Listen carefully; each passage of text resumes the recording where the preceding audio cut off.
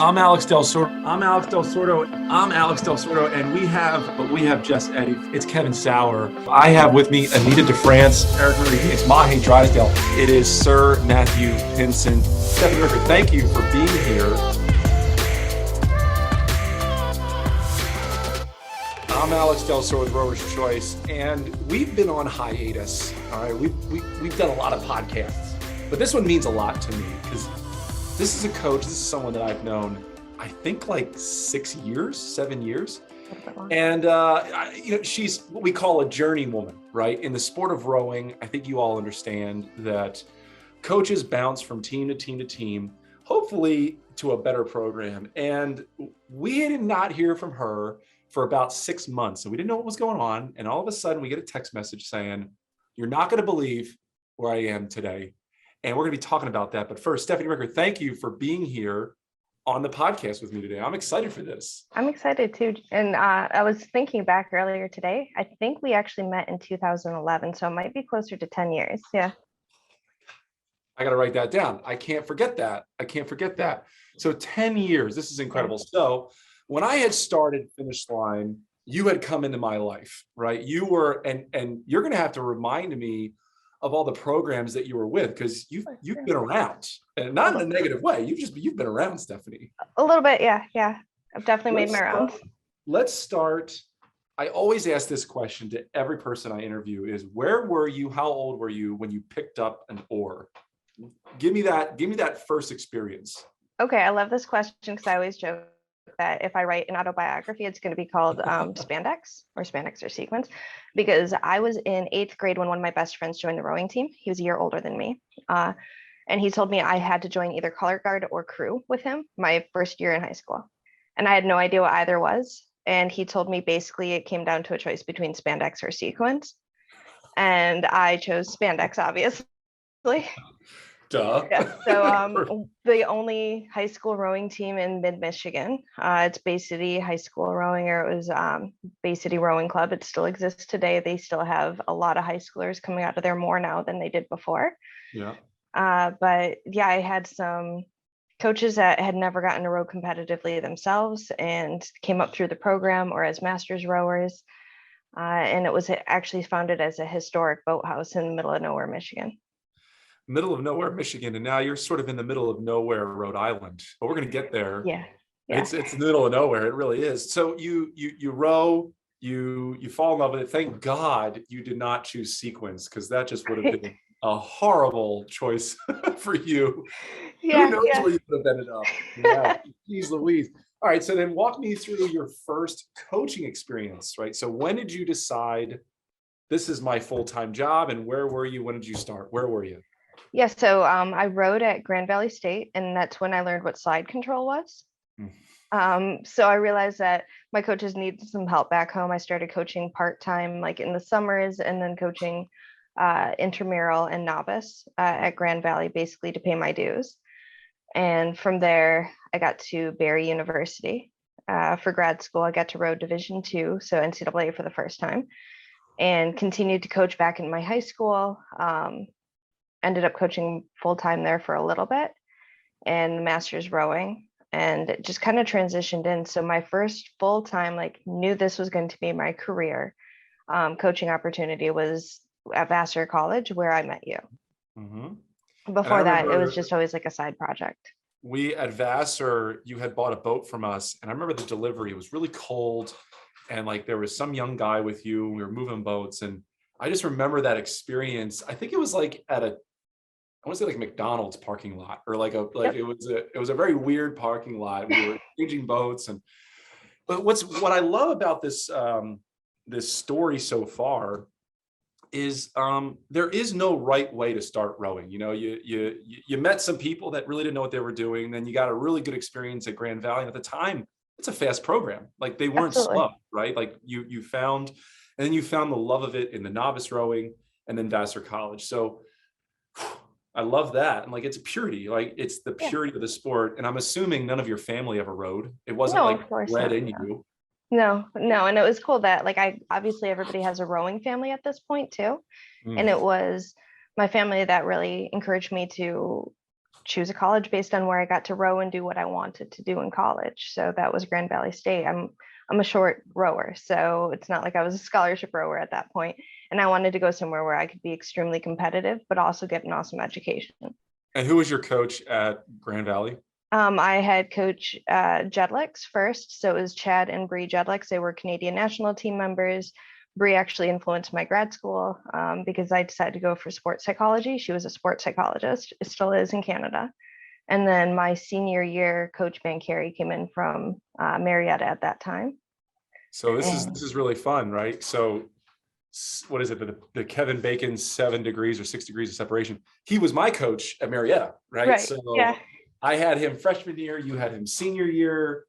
I mean, that's pretty fun, right? Like that's kind of a fun connection. And you know what? CJ is recording this. CJ, we have got to figure out how to do the 7 degrees of Alex Del Sordo. I just came up with it. Run with it. Think about it. Let's see how we can all sort of get connected in our little sport. Vassar College. Yep. It's a college that not a lot of people know about, right? It's not. You hear Vassar College, you don't think you're going to win Dad Vales. You're going to win some big race. Right. What was that experience like at that smaller tier college coaching level? It was interesting because they had that we're only Division III idea when I came in, and I came in with that club sport idea from Grand Valley where it didn't matter what size you were, it was that underdog model. So anytime I heard, well, we don't have this, we're only this, I was like, yeah, but did you know you could do this with that? Yeah, but did you know you could actually step up and be even more competitive? So it was really fun to get my coaching legs under me, like full-time coaching, figuring out how to recruit with no recruiting money, figuring out how to get men's and women's rowing going at the same time with minimal support. At one point, we had a student volunteer and a part-time assistant and myself, and that's all we had to run. We're at about a 65, 70 person program. And they were doing an awesome job at Connect Cup. They were doing an awesome job at New York States. They were great with small boats, but we were also trying to figure out how to make it work with high academic requirements, because it wasn't like it was a 15-minute ride to the boathouse. Water was only good first thing in the morning. And these were kids that were staying up until like midnight, 1 o'clock, especially theater majors. They were up until like 2 a.m. Really? Yeah, right before a show. Absolutely. So we were trying to figure out how to make everything work. So it was interesting, but when you had the right group of kids that just wanted to be competitive and competitive together, because that was something they needed for their college career, that was just something they wanted to be able to look back at. It was really special. So I'm writing down my notes, I write down those, and I love this like figure it out mentality, and also perseverance. Like I think most these like Division II, Division III programs, it's all about perseverance. So like the coach, you're figuring out your launch doesn't fucking work. Your oars are falling apart. Your boats are falling apart. You got short rowers and you got ridiculously tall rowers, and no one knows what the hell they're doing. And you worked your way through it. And now you went from Vassar. Now where's the next place? Where did you jump next? So when I was at Vassar, I took on the head coach position directly out of grad school. They took a huge chance on me, which was awesome. And I was hired on as part-time within the first few months. I told them, I was like, this is awesome. I absolutely love it, but there's no longevity in it. And I know that, but I just want to make sure you guys understand. And they took another chance on me and they put me up to full-time. So that was awesome to see. But at the same time, I was like, wait a second, I also don't have my legs under me as much as I want to. So I went to Three Rivers Rowing Association in Pittsburgh as director of community outreach, where I worked with inner city girls programs. I started an inner city boys program. We had adaptive rowing, then we had masters in junior rowing, and then all of the community programs on top of that. Three Rivers, I think most people watching or listening to this, they know how big of a program that is. I mean, that's a staple in Pittsburgh. How long were you at Pittsburgh? I mean, fortunately and unfortunately, I was only there for about a year and a half. And I say fortunately because I had an amazing opportunity I just had to jump at. Unfortunately, because like to this day, I'm still in contact with some of my rowers and I miss them a lot. Like I just had one that graduated on 2 dean's lists at UPenn.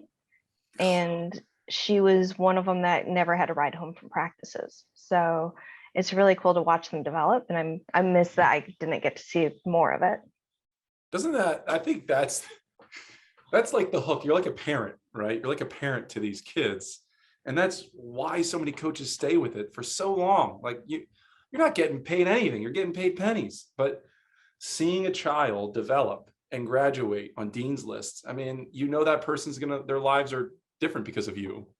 It's a big Well, deal. and it's yeah, it's definitely much more gratifying to be able to say like, hey, I got to be a part of their life, or hey, I know that in some way I made their life better. I know it wasn't this deciding factor, but in some way I got to support them, and they're doing great things now.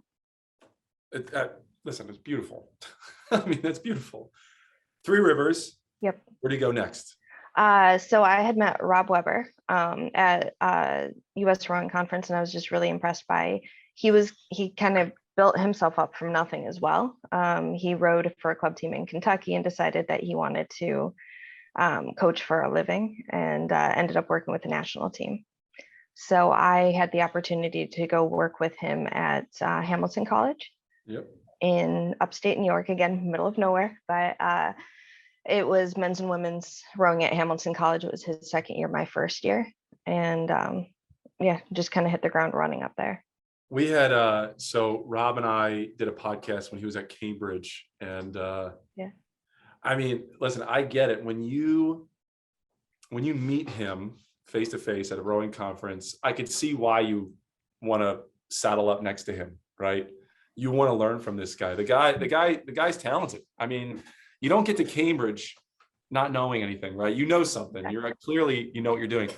That's really cool that you did, like at the rowing conference. I have never been a coach at a rowing conference, so I don't know what that experience is like. I'm always selling, I'm always trying to sell. It obviously has been a good thing for you, right? A good experience going to those conferences, like meeting and greeting and learning things. I mean, is it a valuable thing to do? I absolutely think so. Yeah, I love going there because obviously you get a lot of information in a short period of time, and sometimes that can be overwhelming. But that information, you can either learn a lot of new things, or it can also help you validate why you're doing what you're doing. And more importantly is the networking. Some of my best network connections, as far as like those that I know I can rely on, and those that have really helped me out through the years, have been coming from random meetings at the conference. Because even Rob, I didn't meet until like we were both sitting at the airport board after the conference was done. And we were just talking back and forth about like, hey, how did the conference go for you? And just kind of got to know each other that way. That's wonderful. And then you were at Hamilton for a while, but now I think this is where you shifted over to Holy Cross. Is that right? Yeah. So I was at Hamilton for 4 years. I'm gonna like just toot my own horn. Like they went through a little bit of stuff too with Rob transitioning out. They were super excited for him, but they were they just hit the gas right before he left. They had won at the Schuylkill, or second place ahead of the Schuylkill on the women's team. We knew it was their fastest year, and then he had to leave mid-year, and they still got themselves to nationals that year. Men still took second in New York States. So for another small program. Who were you coaching specifically at Hamilton at that time, those 4 years? Like which boats, which team? So that was why it was so awesome working there were three of us, and all three of us coached everybody.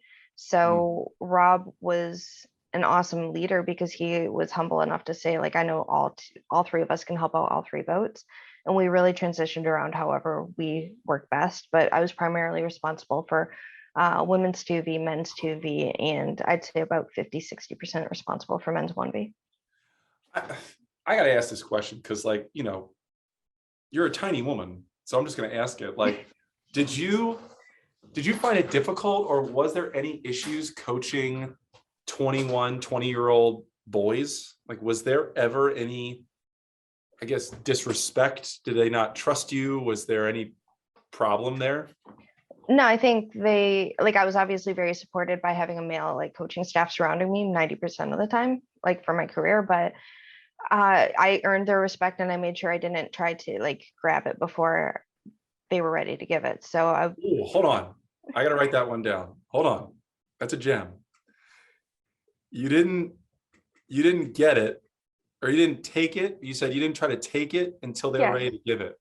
Yeah, like you could be a coach and come into a program and say, this is me, like respect me immediately. But this is actually something that goes back to Van Carey. I remember us interviewing him, as weird as that is. And we had asked him before he started at Grand Valley, we're like, okay, what do you want us to call you? Coach Van Carey? Do you want us to call you John? And he's like, you know what? Call me John. You'll call me Coach when you respect me. I was like, what?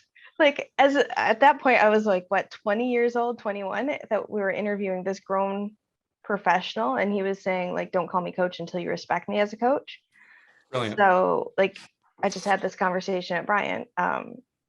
They can call me whatever they want until they're comfortable with what they feel like they're going to call me. And it's different too. It's a different vibe. But at the same time, I'm not going to demand somebody calls me something or demand that somebody gives me their full respect until they're ready to give it, because that's not how it happens. That is I say adult, like we're adults, but like, are we though? It's a very adult thing to say. I mean, I have interviewed like hundreds of coaches, right? And I don't think, and CJ can confirm this, I don't think I've ever heard someone say that before. Really? Like, really? No, truthfully, I don't think I've ever heard someone say that they don't feel they deserve the respect until they've earned it, and then until they're ready to give it. Stephanie, that is a very powerful thing to say, and I'm so happy for future rowers under you that you're a sponge. You soak it up. You've learned so much in all of your experience. Like, you're going to change some people's lives. That's a goal. It's working already. But listen, I want to shift a little bit here. I want to touch on something that is very sensitive. And a year and a half ago, you're at Holy Cross. Right. And there was a devastating loss. And you were right there in the middle of it, right? Yeah. You were a coach. I know how close you were with these athletes and how close you do get with these athletes.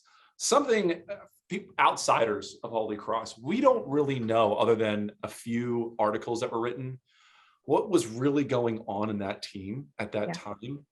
You don't have to share every detail, but I'd love to know from a coach's experience, seeing and being a part of something like that. Can you just talk to me about just that general experience?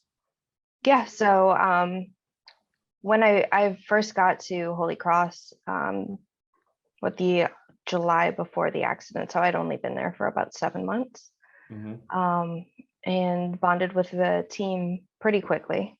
But we had our top 20 athletes, top 21 athletes in Florida for a January training trip.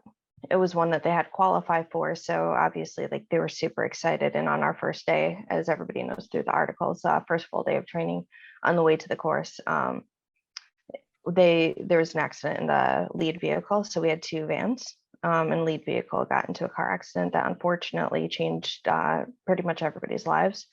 We lost one of the most genuine humans I have ever met. And we've been watching the recovery of about 9 others physically, but also, not just those 20 girls, but everybody that surrounds them, their families, their teammates, everybody else, as far as the emotional toll that it's carried on them. And you don't realize how insignificant you are until you're in a position like that, and you can't fix it. Like, as coaches, we love to fix everything. We know that we can have the right drill, we can have the right practice, we can alter practice times, we can alter boats and lineups and everything possible to change the outcome of a season. There is nothing in that moment I could do to change the outcome of that event. Let's pray this never happens again. Yeah. But if it does, what do you say to a coach? How do you prepare a coach? What do you say to a coach that goes through this? It's inevitable that something will happen again, right? There's too many cars on the road. There's too many things that can go wrong, right? But now that you've experienced it, now that you're 18 months removed from it, still inside you, what do you say to that young coach who might go through that? I guess just a little bit, like, one of my biggest priorities was just that the girls were okay. Mm-hmm. And they'll never be fully okay, but I wanted to make sure they felt supported. And so one of the things that worked best for me was to drop any facade I had of being like superhuman and just be real with them. I was a human that went through this with them. I was true and authentic, and I feel like everybody should be about, I decided to go to counseling immediately, trauma counseling immediately, because I knew that was provided. Was that provided by the school? Or did you seek that yourself? The school has been absolutely amazing with supporting the girls and the staff with everything that we needed, but I suck it out myself and then continued with it by the school. Got it. But be authentic with your experience, because it allows the athletes to be authentic with theirs, and rely on your community. That is absolutely not something anybody, the athletes, the coaches, anybody can go through alone. Hmm. But there is no shame in being vulnerable. There's no shame in letting people know if that's something that you're struggling with. And the more you're authentic about your experience, the quicker you're going to get through it, or the better you're going to get through it. But also the more you're helping those around you. Well, these are powerful things. I'm very interested now in how these other girls are doing. You know, these other women and their families, because you know how news media outlets work. They see this big story, it happens, but they don't address what happens after the fact. What is going on with the team? How have they bounced back? How, or have they not? Yeah, so I think obviously, like, I'm not working with the team, but I'm only 20-30 minutes down the road, so Yeah. they know the lines of communication are always open. I think their racing is going to show for it.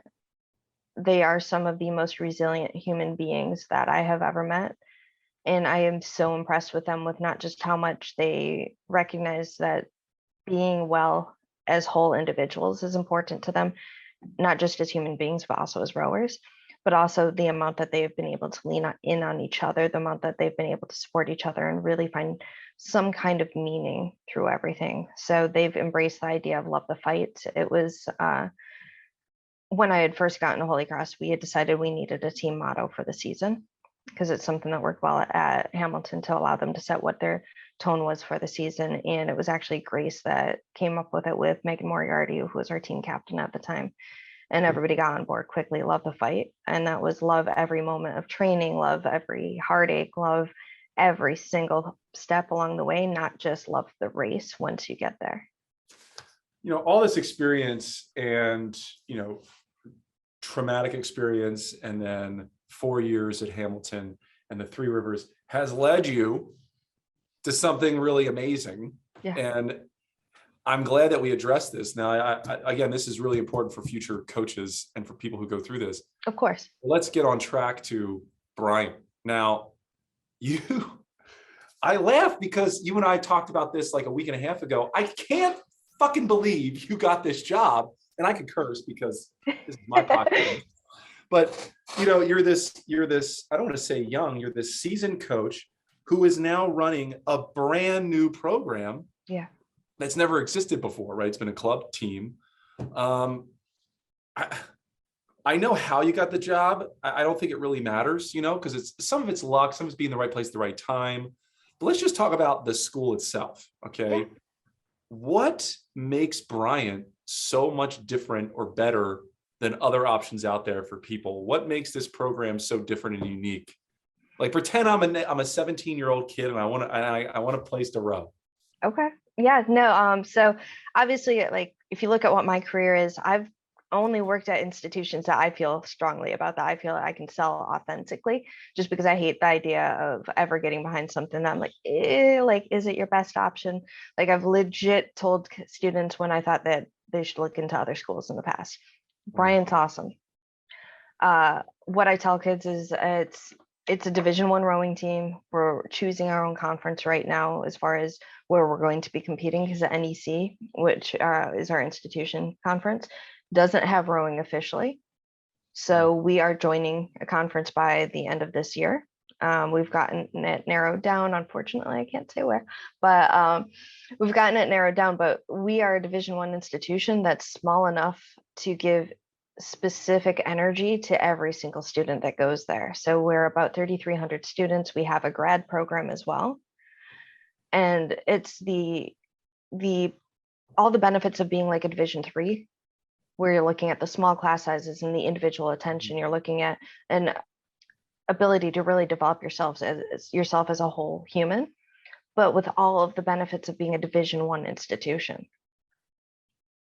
Now, So remind me, give me some benefits of a Division I. Like, what does that mean? Is it financial? Is it academic support? Like, what is the D1 support? Yeah, it's the financial, it's the academic support, it's being able to really make sure that you have the best resources possible behind your 4-year experience at college. Obviously, these are formative years. You want to make sure that not only you're getting the benefits of having a solid budget and a really good program with awesome equipment, but you also want to make sure that you can get the tutoring that you need, you can get the academic attention that you need, you can get into the correct classes for you, and you can get the internships and everything else that you need to be successful when you get out of there.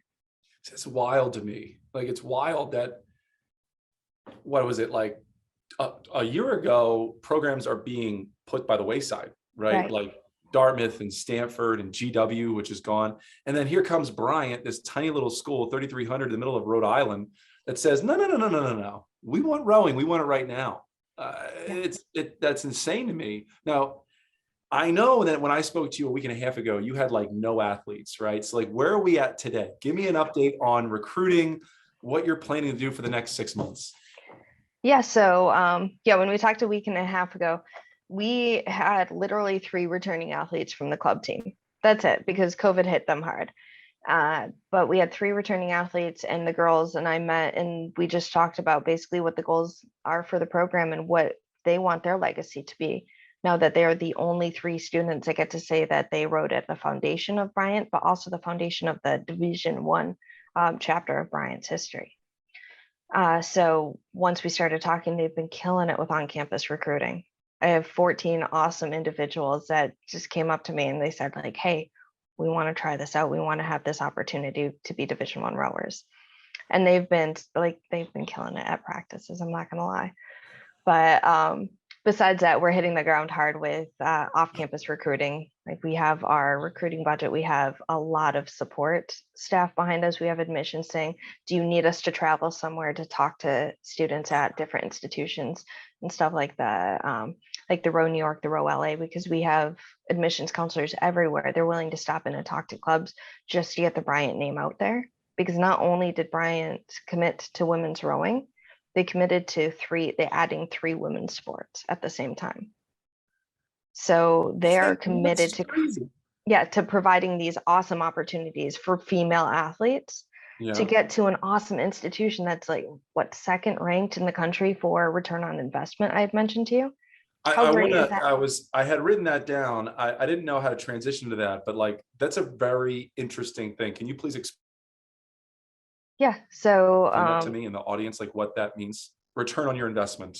Yeah. So being 2nd ranked in the country is kind of cool with it because it is such a small institution. And the way, I'm still learning a lot about the college, but the university, but it started off as a business college, and then they added liberal arts and humanities early 2000s to become a university. So with that, they continue to stay with their business roots. If you have a humanities or a liberal arts major, you do have a business minor as well. They do a lot with it, but basically it's making sure that not only are you getting the education you want. So I was a psych major in undergrad. And while I was a psych major, there's no way I would have gone out and started my own business afterwards because I had no idea how to do taxes and stuff like that. Like, I wasn't prepared for everything.